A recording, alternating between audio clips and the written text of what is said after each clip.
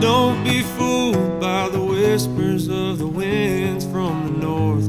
They'll just leave you where you lay, broken, beaten on the floor, my dear baby. So this is the deer I harvested January 7th, 2024. Started feeding them in early summertime. Had some very, very good deer on camera. Ended up having a career change. Well, really a department change.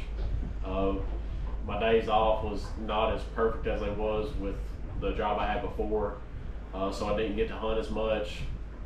It came about late December, like around December 30th, 31st, I think. My dad went up to the corn pile to check the trail cam, put some more corn out for him to hunt.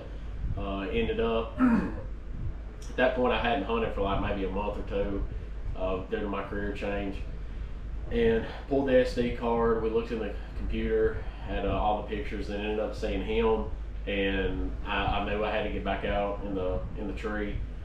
Ended up calling E. I know me and him had the same draw length. We shot Matthews, because at that time I got rid of my bow. I'd sold it so I could upgrade to a better bow. And I knew I wasn't gonna be able to get one as fast enough, so I called E. I was like, hey, we got the same draw length.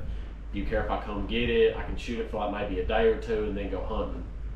He's like, yeah, no problem. Ended up borrowing his bow, shot it maybe 20, 30 times on my 3D target. Good shot. Woke up that morning, January 7th, got in the tree. It was like your typical January hunt. It was cold, it was windy. You really didn't want to be there, but it's just the fact of, you know, you got something like this out. And I know this ain't no big giant to most people, but to me this was like the Mac Daddy of deers, in my opinion. Got in the stand. I had to work at 2 o'clock that day. It got about 12:30ish, and at that point we had a doe come up, start eating. Of course, then more does came. Got about 12:40. I remember looking at my watch. I looked and it was like 12:40. So at that point I was going to be like, well, I got to be at work at 2 o'clock in the county over. I'm going to scare them away. Just, you know, try it again like whenever I'm off again. Ended up, as soon as I stood up, I had my bow in a bow hanger right here.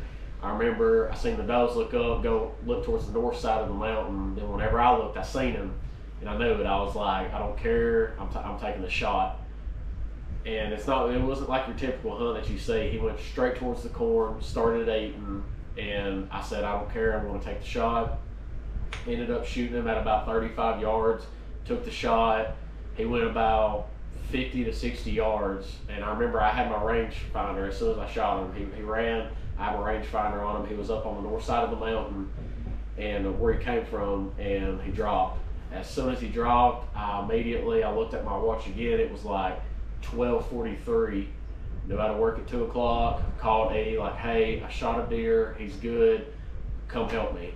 Him, and Shiv drug him to my cabin, and I got ready for work, showered, got my uniform on, and went straight to work. They stayed after to help me harvest them, checked them in, Fish and Wildlife, and it was definitely one of the most craziest hunts I think I'll ever have. But it was a really good first time story for, you know, your average hunter.